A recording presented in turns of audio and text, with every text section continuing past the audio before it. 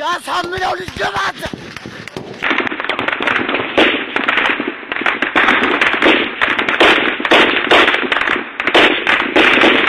ሰላም ጤና ይስጥልን አድማጭ ተመልካቾቻችን ለታዊ መረጃዎችና ዘገባዎችን ጀመጥቻለሁ። መረጃና ዘገባዎችን እየተከታተላችሁ አብራችሁ እንድትቆዩ ነው በአክብሮት የምጋብዛችሁ። በማዕከላዊ ጎንደር በሁለት የተለያዩ አካባቢዎች ውጊያዎች እየተደረጉ ነው። ጎንደር ዙሪያ ወረዳና እንዲሁ ደግሞ በወገራ ወረዳ በተለያዩ አካባቢዎች ከሰዓት በኋላ ውጊያ መቀስቀሱን የሚገልጹ መረጃዎች አሉ። በተመሳሳይ በመርሳና ወልዲያ እንዲሁ ደግሞ በመርሳ ወደ አምባሰል ተራሮች ትይዩ ባሉ አካባቢዎችም እንደዚህ ውጊያዎች እየተደረጉ ነው የሚገኙት። እነዚህን አፍላ ውጊያዎችና ተያያዥ ዝርዝር የግንባር መረጃዎች በሰዓት ወደ እናንተ የማደርስ ይሆናል። ወደ ሰሜን ወሎ መቄት ስንሄድ ወደ ሰሜን ወሎ ዳውንት ስንሄድ በዳውንት በጸረ ተሽከርካሪ አርፒጂ በተፈጸመ ጥቃት 15 ተሽከርካሪ ላይ የነበሩ ወታደሮች እጀባ ላይ የነበሩ ማለት ነው ጉዳት ደርሶባቸዋል። እንዲሁም ደግሞ ማረጉ ያልታወቀ ወታደራዊ አዛዥ በተሽከርካሪ ውስጥ ኃላፊነቱና ማረጉ ለጊዜው ያልታወቀም ጉዳት ደርሶበታል ነው የተባለው። ወደ ሸዋ ስንሄድ ሸዋ አንኮበር በሚሊሻና በአድማ ብተና ካምፕ ላይ በተፈጸመ ድንገተኛ ጥቃት ወታደራዊ ኪሳራ ደርሷል። በደረሰው ጥቃት ሚሊሻና አድማ ብተና የጥበቃና ኬላቸውን ለቀው ወጥተዋል። ኬላና ጥበቃውን ፋኖ ተቆጣጥሯል። ወደ ደቡብ ጎንደር ስንመለስ በደቡብ ጎንደር እስቴ፣ አንዳቤት፣ ጉና፣ ታሽጋይንት፣ ደራ፣ ላይጋይንትን ጨምሮ በተለያዩ አካባቢዎች ዛሬ በሁለት ዙር የተከታታይ የድሮን ቅኝትና አሰሳዎች ሲደረጉ ነው ያረፈዱት። ያሙኑ እስከዚህ ሰዓት ድረስ የድሮን አሰሳ እና ቅኝት ቢኖርም እስካሁን ድረስ ግን የድሮን ጥቃት አልደረሰም። ዛሬውን ማለት ነው። በሌላ ይሄ የአየር ጥቃትና የድሮን ማንዣበብ ባለባቸው ቀጠናዎች የእግረኛ ሰራዊት ስምሪትና ዘመቻ እየተደረገ ነው። እግረኛ ሰራዊቱ በሚንቀሳቀስባቸው ቀጠናዎች ድሮን ያንዣብባል። እንግዲህ በእግረኛና በአየር ኃይል የታገዘ ነው። ወደ መና መቀጠዋ ከክምር ድንጋይና ከእብናት እንዲሁም ደግሞ ወደ ስማዳ ከእስቴ ቀጠናና እንዲሁም ደግሞ ከክምር ድንጋይ ወደ አንዳቤት ከእስቴ አቅጣጫዎች እግረኛ እየተንቀሳቀሰ ስለመሆኑ የወጡ መረጃዎች ያሳያሉ። ወደ ምስራቅ ጎጃም በተመሳሳይ ሮብ ገበያ ሰናንን ጨምሮ በተለያዩ አካባቢዎች ዛሬ ማለዳ የድሮን አሰሳና ቅኝት መደረጉን የወጡ መረጃዎች ገልጸዋል። በዚህ በሁለት ቀናት በፊት እንግዲህ በዚህ በምስራቅ ጎጃም የድሮንና የአየር ድብደባ መፈጸሙ ይታወቃል።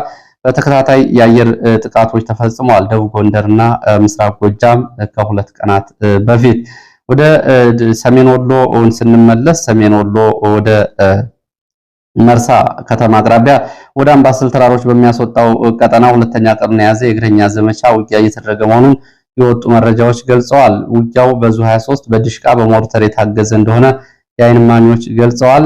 መጋቢት 22 ከመርሳ የተነሳ መከላከያና በሌላ አቅጣጫ ከወልዲያ የተንቀሳቀሰ መከላከያ በዜትበር በጠዶት በጎርባ በኩል ወደ አምባሰል ተራሮች መንቀሳቀሱን ተከትሎ በፋኖ በተሰጠ አጸፋ ምላሽ የተመለሰ ቢሆንም በትላንትናው ዕለት ዛሬ እንደገና ራሱን አጠናክሮ እና ተጨማሪ ኃይል ይዞ በጠዶት ጎርባ ዜትበር በኩል መንቀሳቀሱን ተከትሎ ነው ዛሬ ከፍተኛ ተኩስ በአካባቢው የሚሰማው። ወደ ሌሎች መረጃዎች ነው የሚሄደው። ወደ ጎንደር የሚወስደን መረጃ ላስቀድም። ጎንደር ዙሪያ ወረዳ ከጎንደር ከተማ በቅርብ ርቀት ዛሬ ማለዳ እስከ ረፋድ ድረስ ውጊያ ተደርጓል። በውጊያው ሰብአዊ፣ ቁሳዊና ወታደራዊ ኪሳራ መድረሱ ነው የተገለጸው። ከጎንደር ዙሪያ ወረዳ ከማክሰኝት ወደ ጃይራ ተብሎ ወደሚጠራ ቀበሌ ከተንቀሳቀሰ መከላከያ አድማ ብተናና ሚሊሻ ጋር ለሰዓታት የቆየ ውጊያ ተደርጓል። ጃይራ ፋኖን ከበባ ውስጥ ለማስገባት በሁለት አቅጣጫ ጥቃት ከከፈተው መከላከያና አድማ ብተና ሚሊሻ ጋር በተደረገው ውጊያ የደረሰው ዝርዝር ጉዳት አልታወቀም። እንግዲህ ፋኖ የሚያጸፋ ምላሽ ሰጥቷል።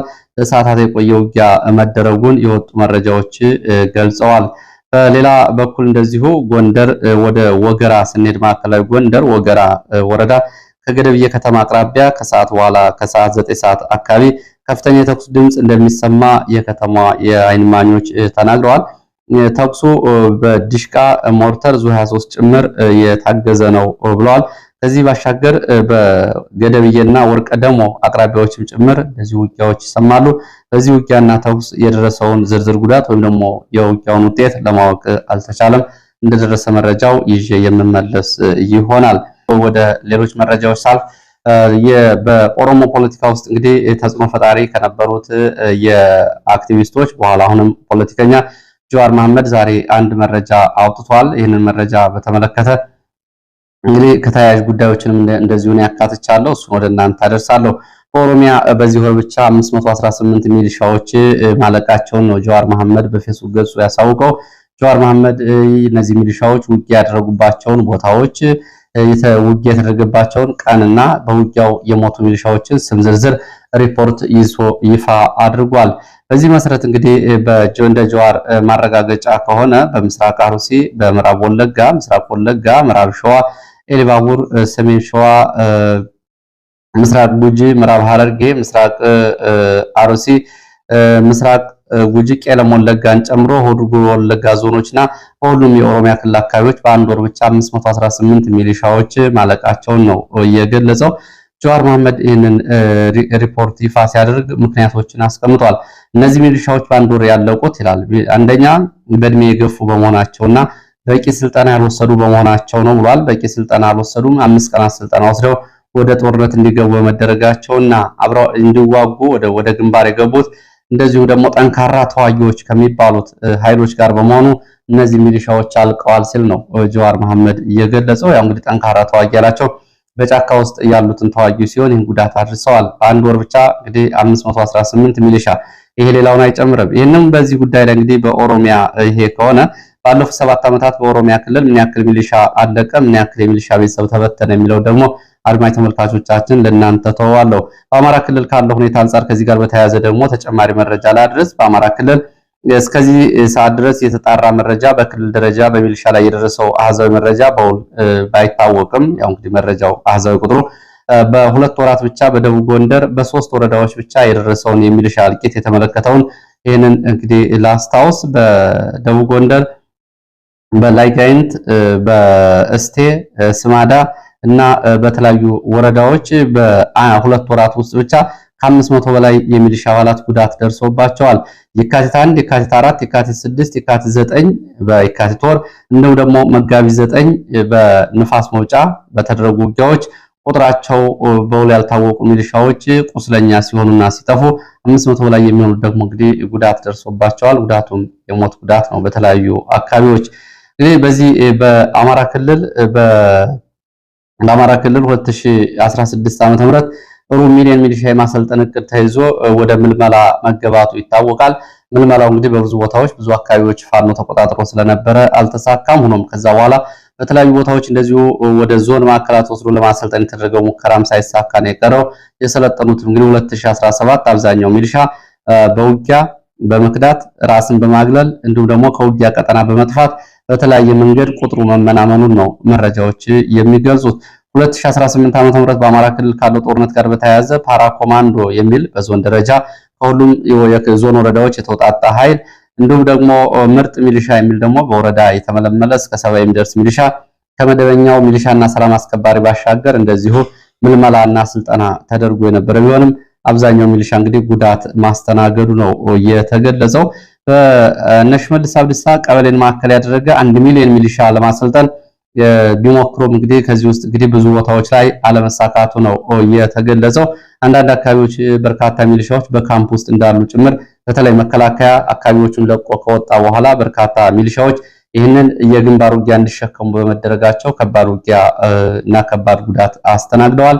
በደቡብ ጎንደርም የሆነው መከላከያ መውጣቱን ተከትሎ ነው ሚሊሻ የፊት ለፊት ውጊያ ተሸከም በሚል ከባድ ዋጋና ጉዳት እያስተናገደው። እንግዲህ የሀገሪቱ አጠቃላይ የ8 ዓመታት ጉዞ በተለይ በሚሊሻ ህይወትም ይህንን ነው የሚመስለው። እነዚህ አሃዛዊ ቁጥሮች መከላከያ፣ ልዩ ኃይል፣ አድማ ብተናና ሌላውን አይመለከቱም፣ የሚሊሻውን ብቻ ነው የሚመለከቱት። በዚህ ላይ ማስተያየት ካላችሁ ታደርሱ ትችላላችሁ። በዚህ እርስ በርስ ጦርነት ምን ያክል ሚሊሻ ሞተ፣ ምን ያክል የሚሊሻ ቤተሰብ ተበተነ የሚለውንና አንድ ሚሊሻ በአማካይ ምን ያክል ቤተሰብ ይኖረዋል የሚለውን ከጦርነቱ ቁስሎች አንጻር ስሌቱን ማስላት ይቻላል። ይሄ እንግዲህ ውሎ አድሮ ነው ችግሩ የሚጠዘጥዘው። ወደ ሌሎች መረጃዎች ነው የማልፈው። ምክክር ኮሚሽኑን የተመለከተ መረጃና ምርጫ ቦርድ የተመለከቱ ሁለት መረጃዎች አሉኝ። አሁን እነዚህ ተቋማት እንግዲህ በኢትዮጵያ ውስጥ ይሄ ጦርነት እየተደረገ ባለበት በአንድ ወር ውስጥ 500 ሚሊሻ በሚያልቅበት ቀጠና በዚህ ምርጫ እናደርጋለን፣ እንዲሁም ደግሞ ሩብ ሚሊዮን ሚሊሻ ሰልጥኖ በተበተነበት አካባቢዎች ምርጫዎችን እንዲሁም ደግሞ ምክክር እናደርጋለን በሚል እየተንቀሳቀሱ ነው የሚገኙት እነዚህ ተቋማት። ከዚህ አንጻር እንግዲህ የተለያዩ ምልከታዎችንም እንደዚሁ ደግሞ መረጃዎችንም ላጋራ። ዛሬ ምክክር ኮሚሽኑ የትግራይ ተወላጆች ጋር የአጀንዳ ማሰባሰብ ስራ መጀመሩን የመንግስት ሚዲያዎች ጭምር አሳውቀዋል። ስብሰባው ግን እየተደረገው በትግራይ መቀሌ ወይም ደግሞ አድዋ አይደለም። ስብሰባ የተደረገው አዲስ አበባ ነው። እንግዲህ ይሄ ብዙ ትርጉም የሚሰጠው ጉዳይ ነው። በአዲስ አበባ የሚገኙ የትግራይ ተወላጆች ጋር አጀንዳ የማሰባሰብ ስራ እየተሰራ ነው የሚለው ይሄ እንግዲህ ለምን በትግራይ አልተደረገም? ህወሓት ከአባረራቸው ካኮረፉ የትግራይ ተወካዮች ጋር ስብሰባ ማድረግ የትግራይን ፖለቲካ ይወክላል ወይ? የምክክር ኮሚሽኑስ እውነተኛ ስራ እየሰራ ነው ወይ የሚሉ ጥያቄዎችን አብሮ ማንሳት ያስፈልጋል። ይህ እንግዲህ ያው ሆድ ሲያውቅ ዶሮ ማታ ካልሆነ በስተቀር ህወሓት አሁን ካባረራቸውና በአዲስ አበባ ከሚገኙ ያኮረፉ እንዲሁም ደግሞ በተለያዩ ፓርቲዎች የሚንቀሳቀሱ አካላት ጋር የሚደረገው ስብሰባ የትግራይን አጠቃላይ የፖለቲካ ሁኔታ የሚወክል ነው ብሎ መናገር አይቻልም። ስለዚህ ከዚህ አንጻር እንግዲህ በትግራይ ያለው ሁኔታ እስኪፈታ ድረስ በዛው ምክክር ኮሚሽኑ ቦታው ሄዶ አጀንዳ ማሰባሰብ ወይም ደግሞ ህዝብ ማወያየት ካልቻለ ጥያቄው እንግዲህ ምን እየተደረገ ነው የሚል ነው። ምክክር ኮሚሽኑ እንግዲህ ስራ ቢያቆም ምክር ያስፈልገዋል። ስራ ቢያቆም የተሻለ ነው የሚሆነው። ምክንያቱም ምክክር ኮሚሽኑ አሁን ምክክር አድርጋለሁ በሚል እንግዲህ እንደ ምክክር አይነት ኮሚሽኑ ተቋማት በደቡብ አፍሪካ፣ በካምቦዲያ የነበሩ አጠቃላይ እንዲሁም ደግሞ በሩዋንዳም የነበሩ ችግሮችን ለማስቆም ጭምር መሰረታዊ ተቋማቱ ነው በታሪክ ተጽፎ ይገኛሉ። በኢትዮጵያ ያለው ምክክር ኮሚሽን ግን ይህንን እያከሸፈ አይደለም ወይ? አሁን ስራ ቢያቆም የተሻለ አይሆንም ወይ የሚለው የሚመጣው ከዚህ አንጻር ነው። አሁን ምክክር ኮሚሽኑ እንግዲህ ብዙዎቹ በርካታ ሰዎች እንግዲህ ታስረዋል፣ በርካታ ፖለቲከኞች ተሰደዋል፣ በርካታ ጋዜጠኞች ታስረዋል፣ በርካታ ወጣቶች እና በርካታ ኃይሎች የራሳችን ጥያቄ አለን በሚል የትጥቅ ትግል እያደረጉ ነው የሚገኙት። በትግራይ እንግዲህ ሙሉ በሙሉ ኮሚሽኑ መግባት አልቻለም።